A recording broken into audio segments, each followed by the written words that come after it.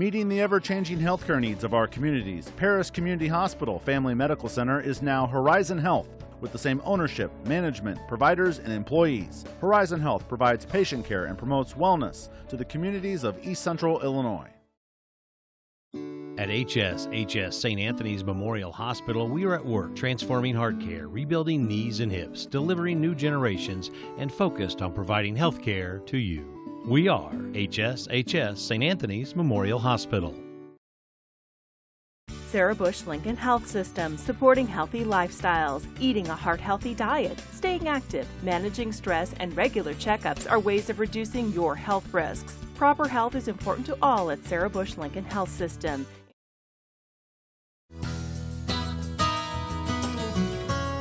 At Carl, we dedicate ourselves to helping you be great. And we have the expertise and inspiration to help you stay that way.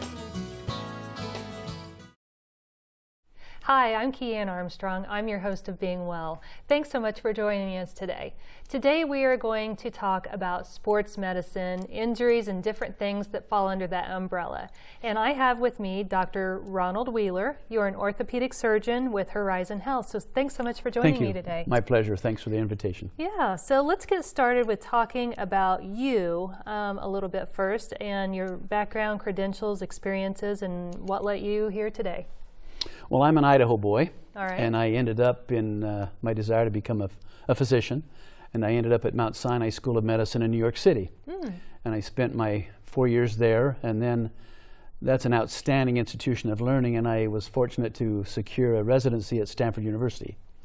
And I spent, I think, forever there, it seems. Forever. And I did a fellowship there as well in pediatric or children's orthopedics. Oh. And that took me into the whole avenue of sports-related injuries. And that's where my interest began there. At Stanford, of course, there's the great Stanford University Cardinal, and I got the chance to work with the doctors there who were the team physicians and learned at their knee, if you will, about sports medicine, and it's been an avid interest of mine since that time. All right. So you just said that you were in pediatrics medicine, then it led you to sports medicine? No, I was a resident in pediatric orthopedics. Resident. It's Okay. kids' problems in orthopedics, which is the treatment of musculoskeletal problems. Okay, and then that led into sports medicine. Yes, it did. All right. So now, were you ever part of a team working as a physician or anything like that? Because you hear a lot about that these days. Did you have that opportunity as well? Oh, yes, I did. Throughout my entire career, I've done that. And my most recent experience was, and no, I had to pardon, I guess, the Eastern Illinois University fans, but I was team physician for Western Illinois University, and that's what brought me out to Macomb, Illinois. And I was there from 2012 to 2015. And actually, last fall, I attended a basketball game here at the stadium, and Eastern won by 1 point. It was an outstanding game. There we go. Go Panthers. Well, I was a little disappointed, but it all worked out. Right, it all worked out. Yes. Well, you know what? It's okay. We appreciate your background with Western, but you're part of our team here today on Being Well, and we appreciate that as well. My pleasure to be here. Thank you. So let's talk a little bit about sports medicine. Okay. Explain to me what it is exactly. To the public, they don't really understand what it means when someone says they do sports medicine. What it is, it's a closed system, if you will, of injuries that occur during sports-related activities. And it's usually in some collegiate or scholastic high school level, and goes into the professional ranks. And the treatment has been designed and developed to get those participants back in the activity as soon as possible. But in reality, the things that we do, we apply to our general population for similar injuries and with equally good results. All right. What's some of those? I mean, is it all sports injuries? Do you have maybe patients that come in if they're playing a particular sport over another one?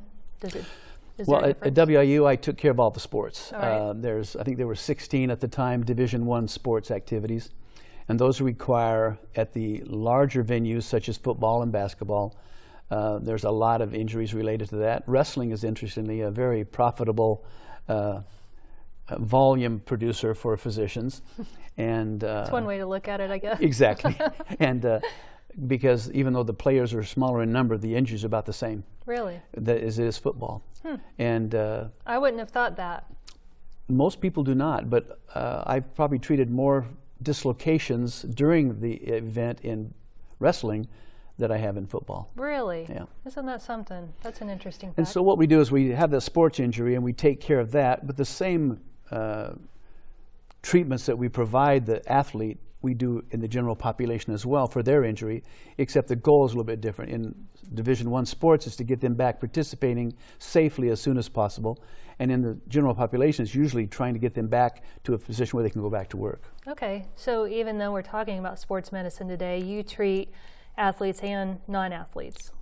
That is correct. Okay, but it's just a difference in what caused that injury, whether it was a sports-affiliated injury? Exactly, and the goal is to get them back participating in that event rather than going back to work somewhere. That's the real difference. Okay. Is there any particular types of injuries that you want to talk about today? I would like to focus a little bit our discussion on shoulder injuries. All right. It's a misunderstood area in medicine generally, as well as in the general population.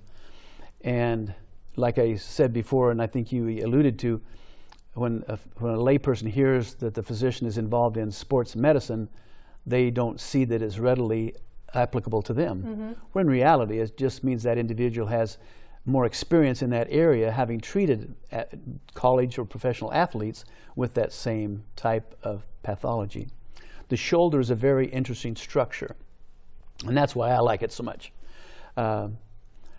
The hip joint, for example, is a true ball and socket joint, and that means you have a ball that sits up inside a socket. Mm-hmm. And the hip then moves inside the socket, and that's a true ball and socket joint. The shoulder is considered a ball and socket joint, but the socket is very shallow, and the ball sits up against that and is held in place with the lining of the joint, which is called the capsule, and the tendons that are around it that go down to make the arm move. Since we can move our shoulder in so many different directions than you can your hip, it has to have that shallowness in order to do all the things we want our shoulder to do. All right. Unfortunately, if there's any rent or defect in that lining, then the whole shoulder is in a state of dysfunction and has to be corrected.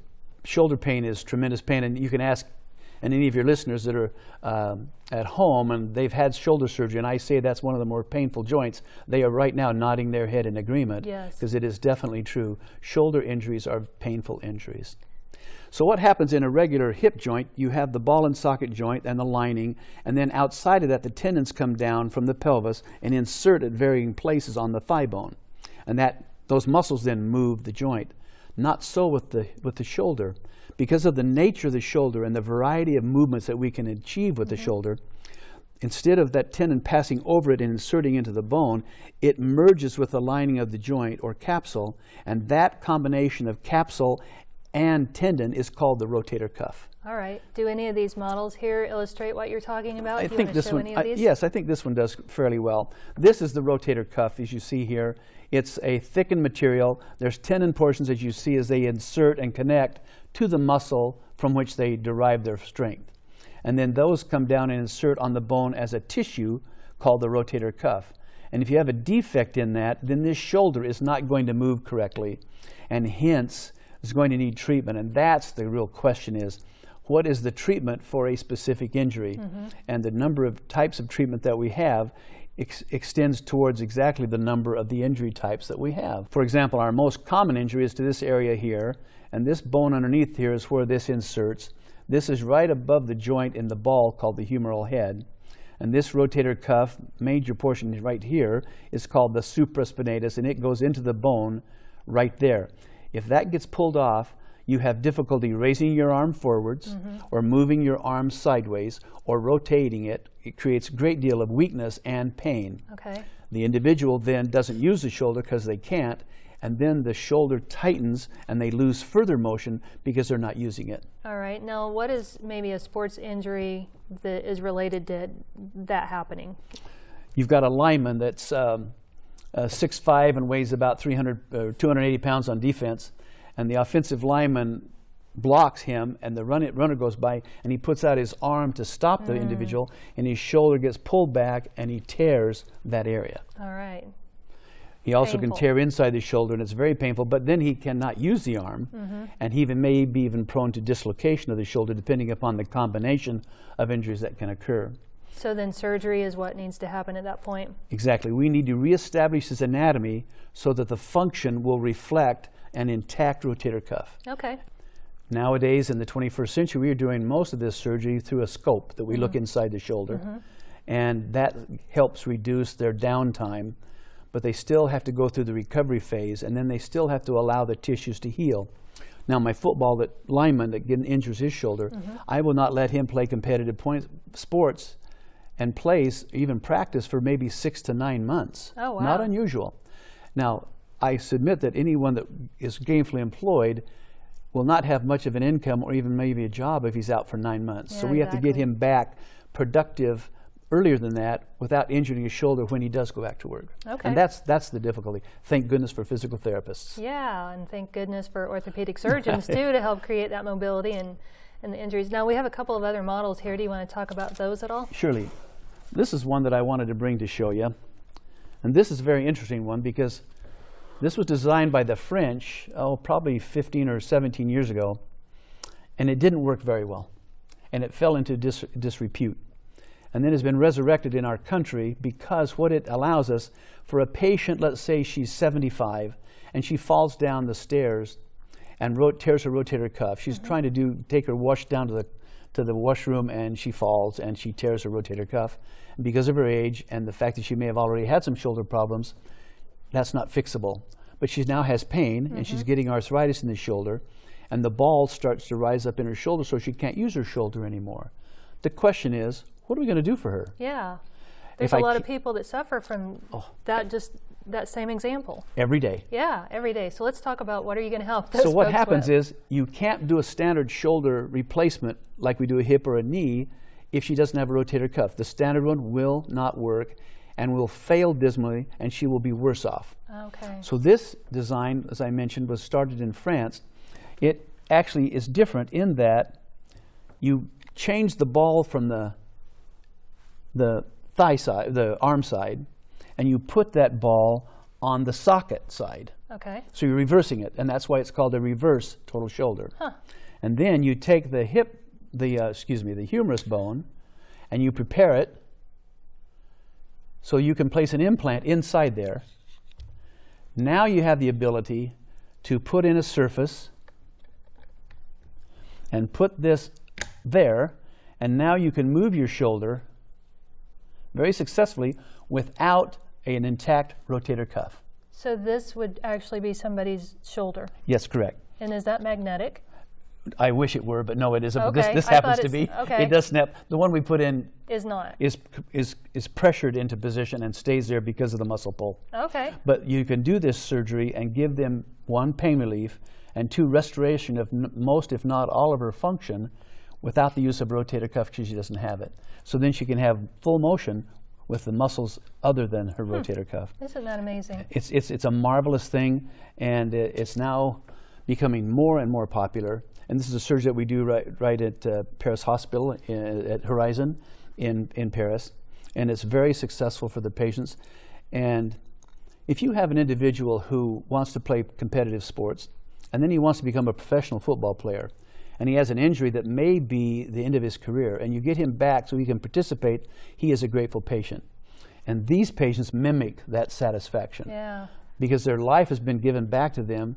They don't have that horrible arthritic pain they had in the past, and their function is restored, so they can live essentially a normal life. Yeah, well, it's horrible when you want to move your arm and you finally figure out how limited you are when you can only lift it so high. And if you are trying to do the laundry and take your laundry and fold it, your arms just don't work the same if you can't have that mobility. That is so true. And so the orthopedic surgeon can participate in the restoration of function and lifestyle for the patient who has been injured, and that's why I like orthopedics so much. What other body parts do you see more regularly than maybe some others? See a great deal of hip problems and knee problems, either sports type related, playing basketball, intramural sports, the weekend softball slow pitch team for the old guys now, and some of that fast pitch that the young women do that are so exciting. No kidding. And they get those injuries, and they still want to keep playing. We have I have, I think my oldest patient that was a runner and set a record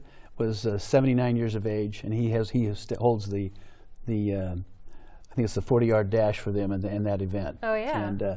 And if he had to stop, he would be very unhappy. So we have treated him a number of times to keep him going. Hips and knees are very common. As we see more and more now as our population is aging, we see more and more arthritis in these patients, but yet they still want to maintain activity.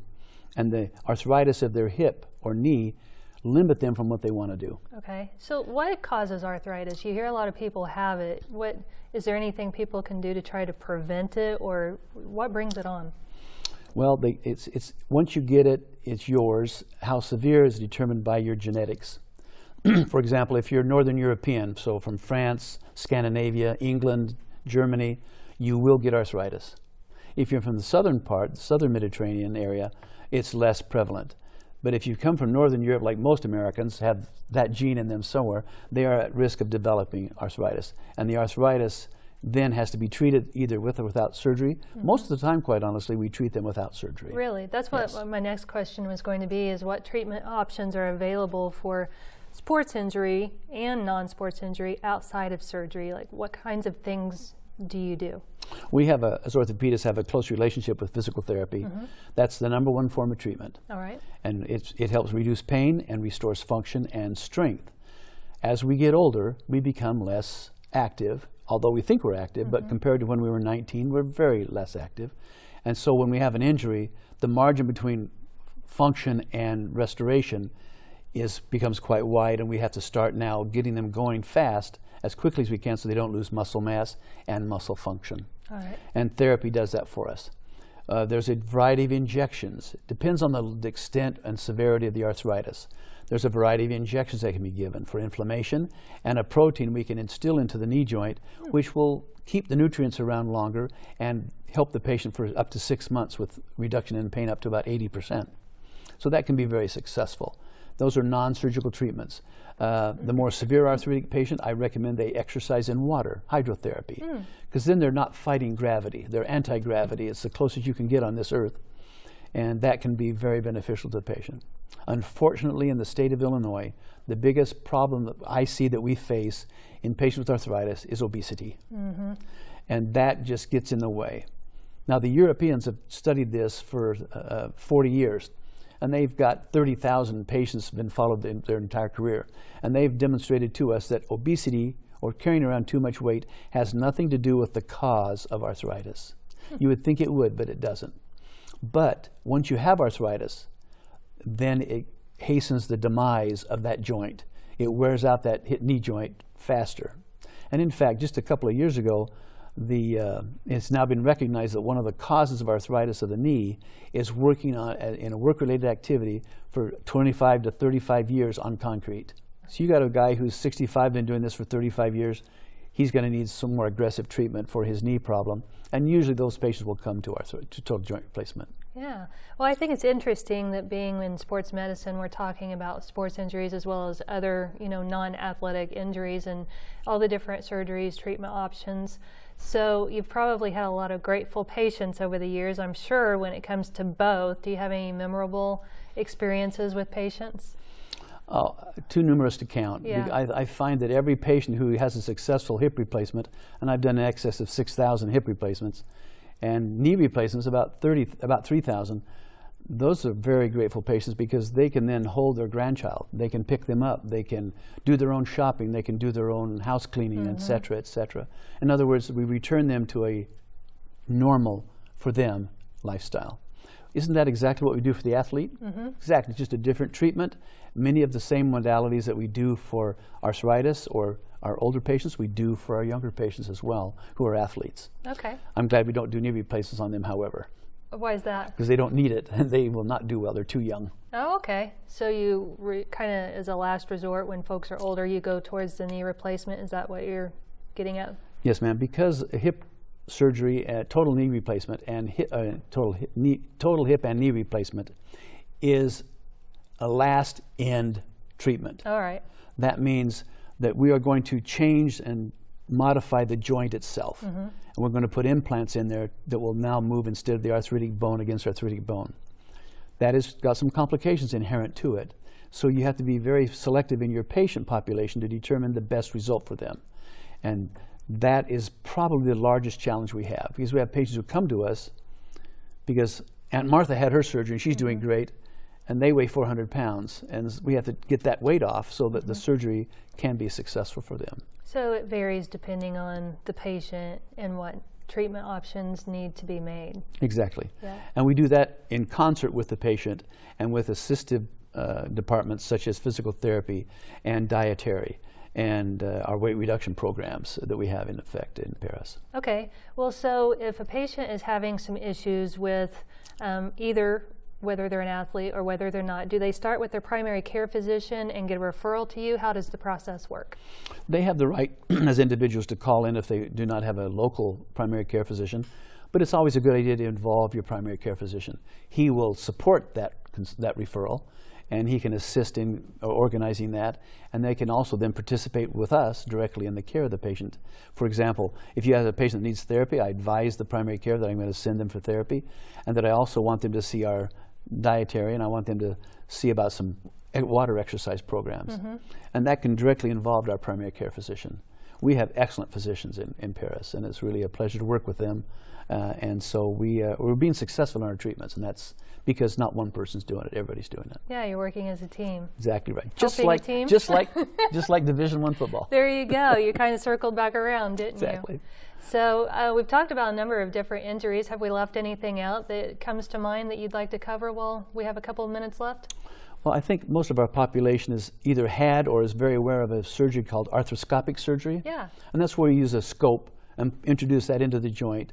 No large incision, but that tube is light instilled, and you can actually see inside the knee, for example, better than you can by opening the knee and looking inside. No kidding. It's marvelous. I didn't realize that. I would have thought you would have been able to see more the opposite way. Well, that's what I thought too until I got into it. In fact, I did the 2 first arthroscopies at Stanford University in 1979. And I got approval for that, and we did the scope with Dr. Michael Dillingham, who was team physician for the 49ers. And we scoped these 2 knees. It was so bright that we thought we were blowing out our retina because we couldn't hardly see. But we could see inside the knee better than opening it up and with lights looking in there. And we knew we were onto something. Yeah. And Dr. Watanabe in Southern California, UCLA, is the one that really got this going in the United States, and others as well. And now there's not a joint in the body you can't scope. Really? Yeah. That's interesting. It's marvelous. And we do a lot of soft tissue procedures now through a scope that we never even thought we were going to be able to do. And that's pretty exciting. Yeah, it is exciting. Is the recovery process shorter with a scope? Exactly right. Definitely shorter as the patient participates in her rehabilitation, his or hers. And yes, it's a great benefit to the patient. In the old days, we used to have to open the tissues, and now we can do it through a scope and be very successful. We're doing them more with carpal tunnels, for example, the wrist surgery. We can look in the wrist joint. The smallest joint I've done professionally is the knuckles of the fingers. Oh, really? Yeah. I think that would be difficult. We have a little teeny scope, and you can see very well in there, and you see if they've lost their cartilage in there or not. There's a lot of things that you can do even with the small scopes. And then we have a very large type of scope for like hip repairs and hip surgeries for patients who have impingement inside their hip. Unfortunately, that usually occurs patients in their 20s and 30s, and they tear the lining of the socket called the labrum. And before, we didn't know what to do with those. We thought that was a form of arthritis. It is not. It's a form of development of the socket and the ball that goes up into it itself. Okay. And by treating that early, you can take away the risk of arthritis because of that pathology. Wow. And that's really exciting. And I say 5 years from now, the stuff we're doing now will be considered archaic. They're that good. Wow, that is so amazing. So many treatment options. So I guess the message I'm hearing is don't let surgery scare you off, because there may be some other options out there for you. No matter what the injury is, no matter what the problem area is, seek out some treatment and see where it goes. That's exactly correct. That's what we try to tell our patients. To me, joint replacement surgery is last resort surgery. And I'll make a prediction. What's that? Right now, we're doing a lot, I'm sure you've heard about them, all the different materials like placentas that have these cells that become any other cell in the body given the right stimulus. They're progenitor cells, and they're found in heavy doses in certain places. But we can find them in fat, We can find them in blood, and we can find them obviously in places like the placenta or etc. And that tissue is taking us to the future. I would predict that in 20 years, you have arthritis in your hip. We will not replace your joint. We will operate on your shoulder, take out a piece of your cartilage, grow it on a model that's made from a CT scan or MRI scan of your hip, and then we will resurface your hip with your own cartilage. That is so interesting. I'll tell you what. That's dynamic, isn't it? Yes, it is dynamic. So many interesting options today. I really appreciate you being on the show and explaining all this information to our viewers. Thanks for being here. It's been my pleasure. Thank you again for that invitation. Absolutely. And thank you for watching this episode of Being Well. For more information, visit our website at WEIU.net and click on Being Well. We'll see you next time. Sarah Bush Lincoln Health System, supporting healthy lifestyles, eating a heart-healthy diet, staying active, managing stress, and regular checkups are ways of reducing your health risks. Proper health is important to all at Sarah Bush Lincoln Health System.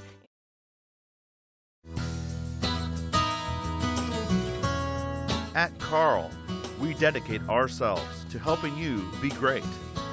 And we have the expertise and inspiration to help you stay that way. Meeting the ever-changing healthcare needs of our communities, Paris Community Hospital Family Medical Center is now Horizon Health, with the same ownership, management, providers, and employees. Horizon Health provides patient care and promotes wellness to the communities of East Central Illinois. At HS St. Anthony's Memorial Hospital, we are at work transforming heart care, rebuilding knees and hips, delivering new generations, and focused on providing health care to you. We are HS St. Anthony's Memorial Hospital.